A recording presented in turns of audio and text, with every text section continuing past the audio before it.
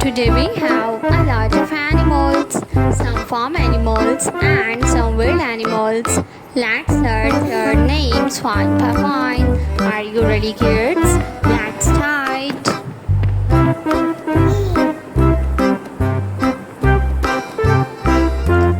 The first animal is a rabbit. This is a rabbit. A rabbit is a farm animal. The next animal is a dog. A dog is a farm animal. The next one is a tiger.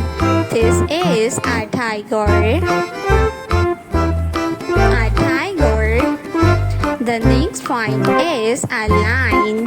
This is a lion. A lion is the king of forest.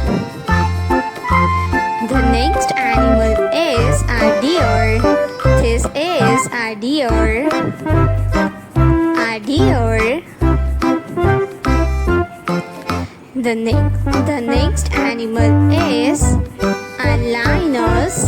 This is a lioness. The next animal is elephant. This is elephant.